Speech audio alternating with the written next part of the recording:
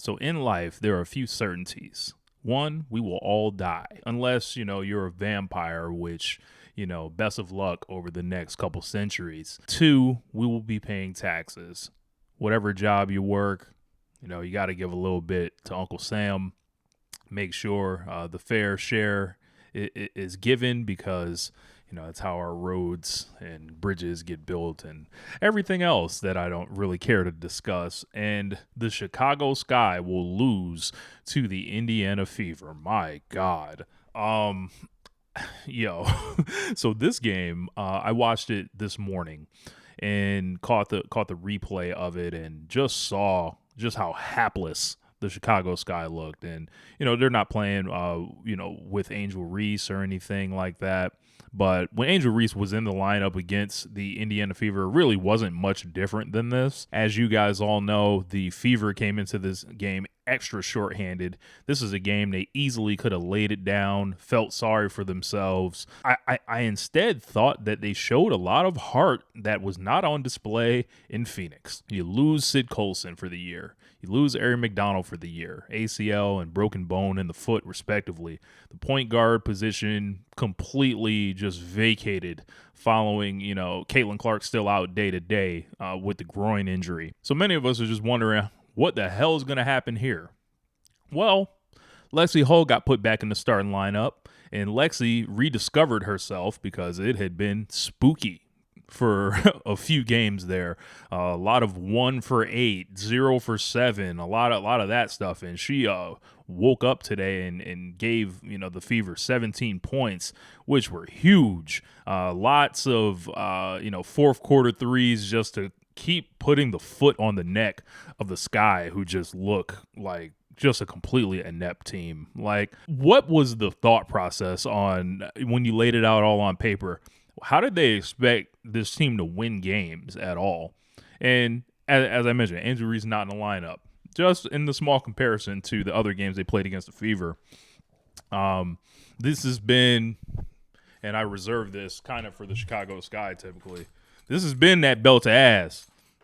So I really saw no type of rhythm. I saw Tyler Marsh just looking like he had this look on his face where he was like, man, I feel like I'm going to get fired, but I'm going to just do my best and just coach, the rest of this year out.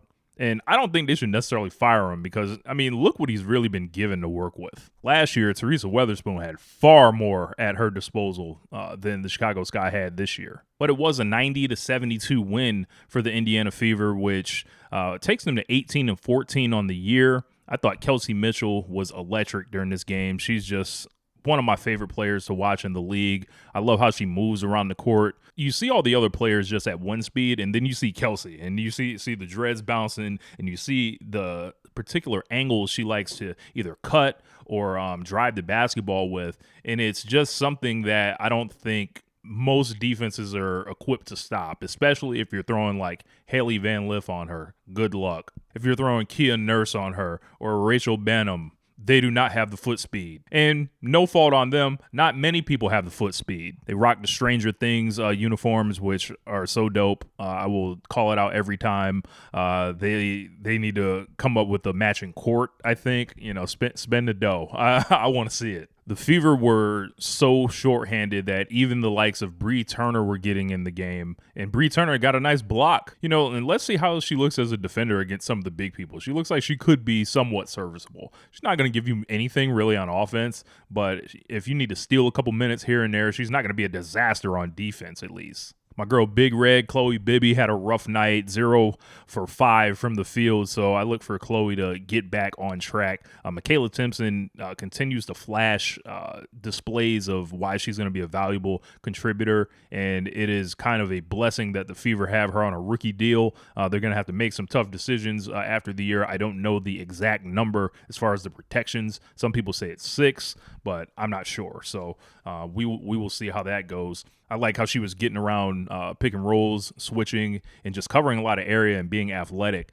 She's not the most skillful player in the world. Like, you're not going to see her putting the ball down and dribble past shooting, but she's doing a lot of bodying people up, being a lot stronger than people, more physical than people. And on a team, I think that ideally you want to have a bunch of dribbling, passing, and shooting. You're going to need some people that are athletic, that are big, and that want to put a body on somebody and hit. And that's what Timpson's going to end up becoming. And I think she kind of fits perfect in that role. Aaliyah Boston, 15 points. Kind of a quiet night, in my estimation for her. Didn't really make her impact felt, aside from a couple post-up opportunities where she sent some people flying. And you always get people wondering about Aaliyah Boston when they say it's a physical league. It's always a physical league until Aaliyah Boston starts putting the body on somebody. Back to Kelsey Mitchell. She had 26 points, 8 assists, 50% from the floor, 4 of 8 from 3.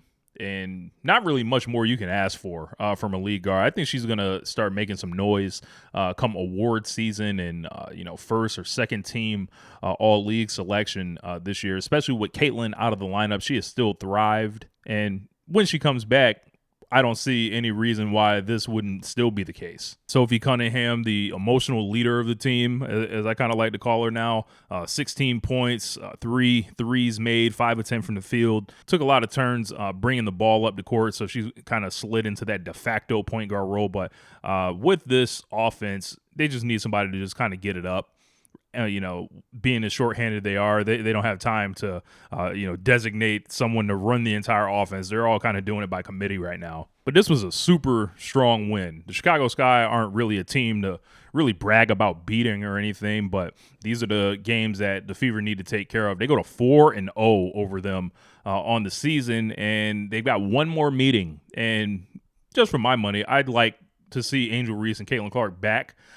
We saw it at the beginning of the year and never again, this season. And I imagine the people around the league and the TV networks would appreciate them being back as well. They will just add a little bit more spice and juice to these things, even if the result really isn't in question at this point. But if the Sky go 0-5 against the Fever this year, I never want to hear it again. And I don't know whose YouTube channel is going to melt down with getting beat by the Fever 5 times in a row this season. But man, I think they all need to come out with big time apologies and really just kind of consider what were they thinking. They fall to 8-23 on the year. They're so far away from the playoffs. We need to bring in Jim Mora and do the playoffs rant when anybody discusses them at this point.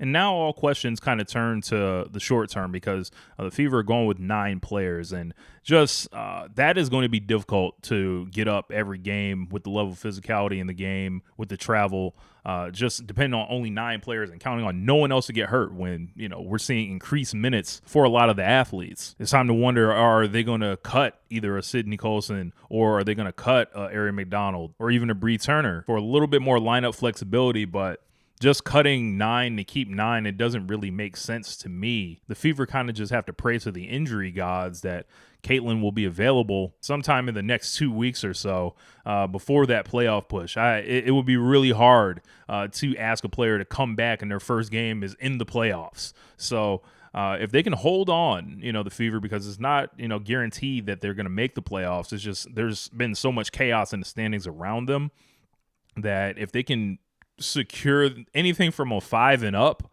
I feel like that's a decent situation to be in with your star player injured all year.